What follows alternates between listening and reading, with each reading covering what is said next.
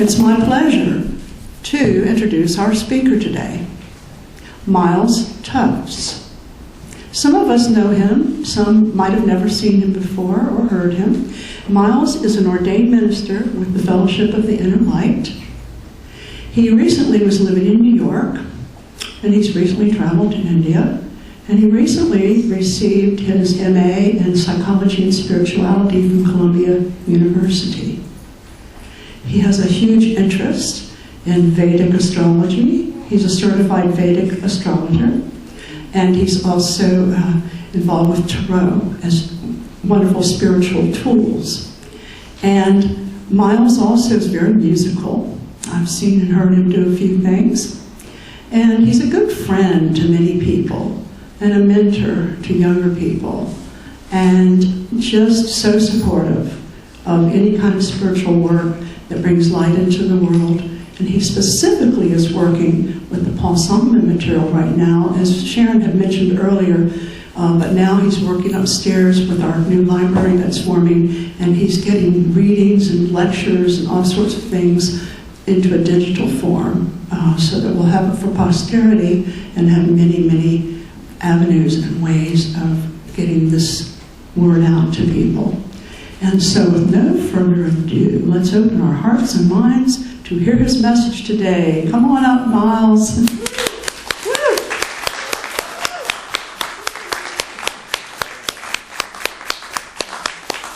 You're looking particularly holy today. I love it. His ordination meant a lot to him. A lot. Well, this is also Paul's robe, and being Paul's birthday, I figured maybe the right time for that. So I was up late last night watching the Ultimate Fighting Championship, and if you don't know what that is, it's basically two grown men trying to beat each other to a pulp. And some people may say that's not spiritual, Myles, but as I watched these guys getting knocked out, I thought maybe they're having mini near-death experiences right now. Where's their soul hovering somewhere? Is it coming back into their body? And then they wake up. So, coming back here, it's been about 4 years. Sharon asked me, shockingly, to speak about Paul Solomon. She's obviously been very passionate about his work, and so have I since I discovered it. As Susan said, I've been upstairs in the upper room. We have a whole bunch of tapes up there, these old cassette tapes, and basically what I do is through some hardware and software convert these old readings and lectures into modern digital formats, MP3s, and really trying to catalog and archive all the material. So as I've been doing this, I've been coming across some interesting pieces, some clips from these different readings and lectures, and one in particular was an interview called Experiences of a Channel. And this is really where Paul talked about what is it like to give readings, what's it like to be a channel, to do what he does. I'm just curious, how many people were around during that time? Okay, a good amount, about half and half. So I always thought it would be interesting for people who don't know what it's like to be able to hear some of Paul's thoughts. And also I have chosen a few clips from the readings. So for those who don't know, Paul Solomon basically had a mystical experience where one day he was able to reach a certain level of consciousness to gain information. And many people say this place of information, this universal storehouse, is called the Akashic Record. This is also seen, the same terminology is used in the Hindu system as well. And so first off, I'd like to play a clip of Paul describing his first experiences going to the Hall of Records. And Lloyd, if you want to play the file called Temple. I have DJ Lloyd in the back helping me out here. To that temple, I had a sense of wandering in and out through these pillars. And the temple itself was not, as far as I can visualize, it was not like a portico and a room inside. The only thing that I ever had a sense of was all these pillars. I never got a sense of an inside room, except there was a pedestal with a book on it. But that pedestal was never there in the early readings. I had this sense of wandering in and out, knowing that I was looking for something and not knowing what I was looking for. The first time I was given a specific suggestion while I was going under, when I got there, the book was there and I could see it. And I remember looking at the book as if I were trying to read it. And the letters looked like they were in Hebrew or some other language. I couldn't read it. And when I looked at it and focused on it, it disappeared, and I went into a sort of a dream behind it.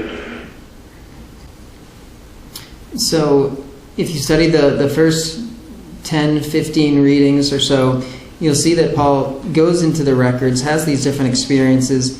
One of the first times he meets a childhood friend who had passed away at this tunnel, a girl named Merle, and she helped guide him into the records, into the hall. There were also appearances of Jesus quite a few times. Edgar Casey showed up a few times.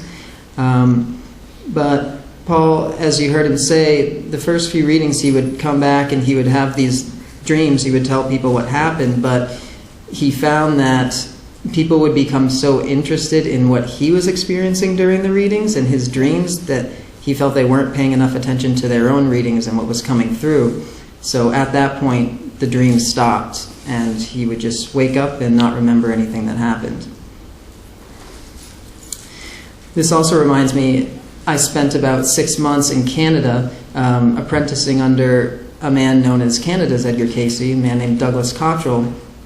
And he told me when he was beginning that he wanted to beat Edgar Casey. He wanted to do more readings than Edgar Casey. And he had one dream one night where there was a mountain and two paths, and Edgar Casey was standing on one path, and there was another path, Douglas's. And Casey just kind of said, "What's the big deal? It's not a competition." So, interesting things can happen. Something else that came up is Paul would often find himself in strange places, and these would include past civilizations. One of these included some from flying ships. So Lloyd, if you want to play UFOs. This is Florida, and this is fantastic. It's like a different world altogether because there are flying machines all over. Seems so many of them flying. Now, the power of this machine comes from two sources, that from above and that from the other side. Now, there is a magnetism from the sun or from the celestial forces that draws upon the ship, and there is a magnetism from the earth that draws upon the ship. And these ships operate by creating a balance between the two forces. The solar energy is used to counteract the magnetism of the earth, and the power that provides the thrust is on the nature of what we would call a laser beam. It operates through a copper conductor that runs in two long channels along the base of the ship. Now, the ship would have a shape like a long cylinder. No wings. Only these two runners along the bottom that appear as copper. Now, on the top there is a... All right, Lloyd, you can pause. Window. I'm not sure if you guys are familiar with the podcasting world, but podcasts have really become popular in the past few years. And probably the most popular podcast is called the Joe Rogan Experience, one that I regularly listen to.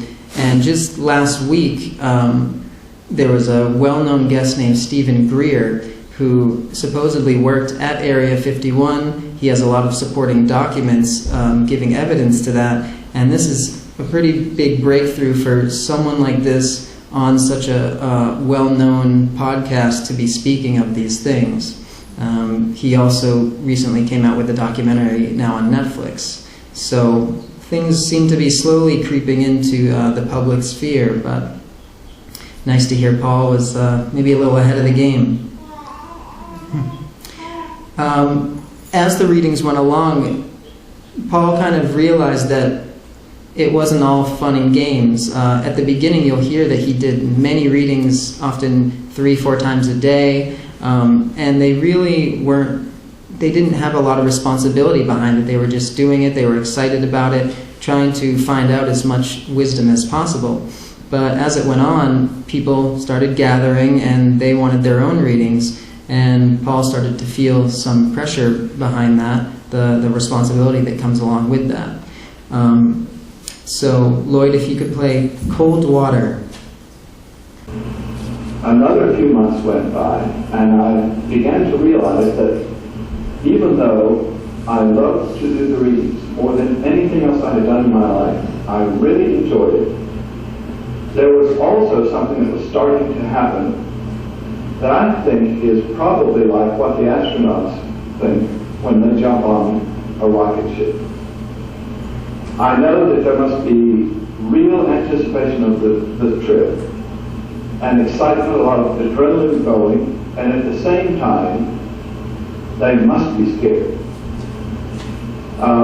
Or maybe even less than that. It's like going out to swim in cold water. You know you want to get into the cold water, but getting into it is very difficult.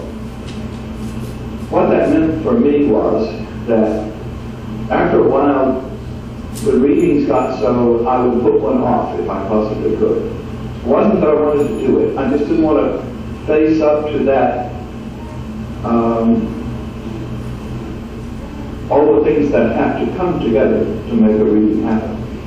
For me, if I'm going to go into trance, and if anything in that day goes wrong around the house here, and you can bet something is going to go wrong almost every time.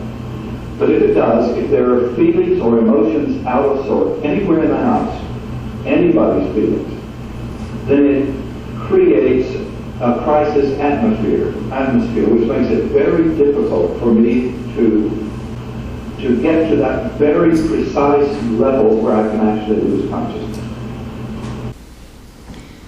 I learned this firsthand when I was in Canada.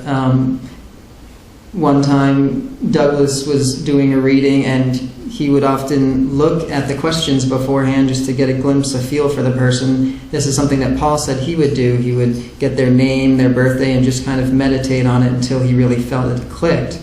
And one time, Douglas had gotten this reading. He was looking at it, and it was from a man who was in prison, and it seemed that he had a troubled mind. The questions were kind of strange, and Douglas kind of put off the reading. He said, we'll do that later. And I thought, well, what's wrong? Just go to sleep and do the reading. You know, it's another reading. But it seems that there really has to be this unspeakable kind of click on the energetic level before it can happen. Not just Paul having to deal with this responsibility, but this really carried over into the whole fellowship, the people around him, and there was a dynamic where, based on the energy in the room, the excitement, this could affect the reading, how well it worked, and how Paul felt after the reading. Lloyd, if you could play the file Ants. There's an incident in Atlanta. I was doing a reading, and there was this whole colony of ants that crawled up on my body. And they were crawling around, and the people who were listening to the reading were getting really anxious. And all of a sudden the source stopped and told them, forget the ants, we'll take care of that. You get your consciousness back on the reading so that we can communicate this. He doesn't feel the ants anyway. And the ants had just congregated around this little spot. They were just dancing on that spot. And the source told them that their anxiety about that was taking away the power of reading, just get it and get back into it. There were also several times in early readings where a reading would go on and on and on, 2 or 3 hours, and the conductor would be told to put his fingers on the bottoms of my feet to share his energy with me so that I could keep going, because it was something that they hadn't finished and was going on with the so there was a physical transfer of energy. That was done a few times. And the conductor is often something that's overlooked with these readings as well. For people familiar with the Casey readings, we all know that the conductor played a vital part, but really it's kind of like 2 halves coming together, 2 polarities, the trance channel and the conductor. And the conductor's energy really played a big part in the readings as well. So if you could, Lloyd, play conductor energy. I do know that if I happen to have a conductor that is maybe doing it for the first time or the first few times, and they're really on about the readings, that provides a lot of energy. If the conductor starts feeling routine, and if their energy is not there, it makes it very difficult. But still, if they're not, and the person I'm doing the reading for is, then I'm still got the energy to do it. The worst time is when nobody is, and I'm still expected to do it. That's really rough, but it still can happen. If that clicks in, it doesn't matter whether anybody else is or not. But that can be a very draining experience. From the beginning, the readings constantly emphasized spiritual growth. Actually, when Paul first contacted the source, it said you're not spiritually ready to contact these records, and it advised the people, Paul and the people around him, to meditate, to study the Bible, certain things to prepare themselves. And one thing I've learned is that there's really no end to the level of spiritual growth you can attain, right? We kind of have this idea that once I get to this certain level, then I'll be done, I can relax, everything's going to be great. But like life, it's a never-ending journey, and that's something the readings emphasized. Lloyd, please play Growth. This one must realize that there will never come a time in this life when he can feel completely confident of having attained that level of spiritual growth which will sustain him from day to day. For we will find that yesterday's victories are not meet to today's needs. Victories over sin, flesh, and the world must come daily into life. That which we attained yesterday is a stepping stone to that level we will attain tomorrow.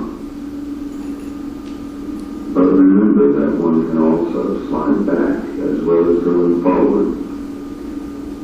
By not seeking today those things we sought yesterday as another stepping stone of growth. If you attain that level you seek, that level that you fancy in your mind, would you not then become static on one level of service to God? Would you even want it that way? For we find that even once a soul leaves this plane, this earthly plane on which you live, there are still more stages and higher stages of growth to be attained. Would you seek to attain all that in this one short life?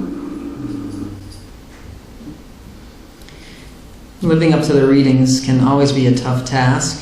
A common theme I've noticed is that all of these sleeping prophets have a difficult time living up to that, and they often get chastised. There are many readings where Paul is getting scolded from his guides that he needs to eat a little more healthier and meditate a little more and try to live up to what the readings say, not just him, but those around him. Knowing Paul's birth chart, he had an Aquarius moon. Aquarius is quite a rebellious sign. I have a lot myself in Aquarius, so I know the feeling. But, it really shows that it can be tough to try to live up to these standards, but when everyone pulls together, I think it really helps. And that's what the readings emphasize, to lean on each other's shoulders and push each other up. Paul did discuss astrology. As Susan said, this is something I've become very passionate about, and with Casey, we all know that astrology factored heavily into the life readings. He would often begin with where someone began, coming from the different planes, the planets, and energies that they came from. And in Eastern astrology, we see this as the karma. Your chart, when you come in, shows your karma that you've accumulated from past lives. And this kind of gives you the current situation and the lessons that you need to work on in this life. Please play Astrology.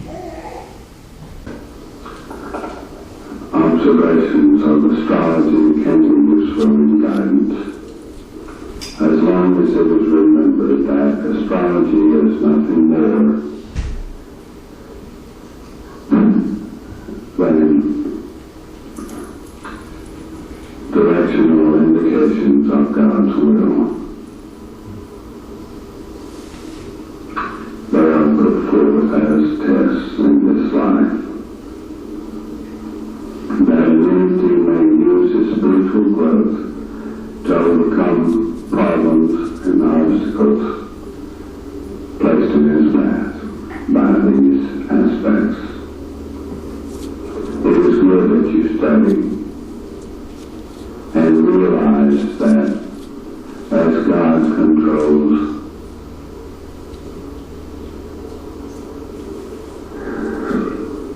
man in his realm, so God controls the heavens. And the heavens and the planets are to man as the handwriting of God. Back in 2013, I had my first astrology reading with a Western astrologer using the tropical zodiac, and some things aligned, but I came away thinking that didn't fully resonate. In the Western system, I have a Capricorn ascendant, which is very much the business type. That's not me, to say the least.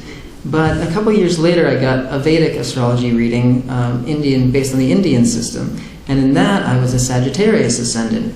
The teacher, preacher, truth seeker. That fit a lot more. And from that point on, I started to go down the rabbit hole of Indian astrology. I studied for a few years, and in 2018 created a website and started counseling people.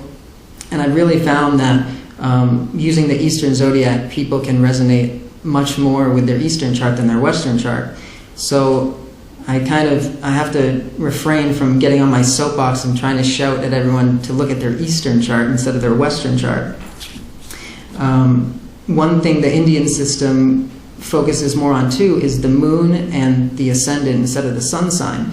We know in the West, we say, I'm a Libra or a Scorpio based on where the sun is, and the sun stays in one sign for a whole month, but really, is everyone born in the same month as you, the same personality? It can be a little vague, to whereas the Eastern system hones in a little more, focusing on the moon, which shifts faster, and the ascendant, which changes every 2.5 hours. So it really gets more and more precise. And so one thing that me and Sharon are going to do, as Susan may have said, we're teaching a workshop on tarot and astrology, and astrology just leads into tarot. There's the correspondences between the cards and the signs and the planets and all that. So astrology is something I've become very passionate about, and the tarot as well, showing kind of the hero's journey of our journey through this life. It's not just something to predict and to fortune tell. That we often think of tarot in that way, but it can really show the soul's journey. And back in about 2015, I started getting counseling from a very talented tarot reader, and as she would tell me these cards that are coming up in my life, I would then experience these cards firsthand, and it would really, sink the meaning of the cards into me rather than just studying in a book. So next weekend, me and Sharon will be teaching that workshop in tarot and astrology, and I'm looking forward to that.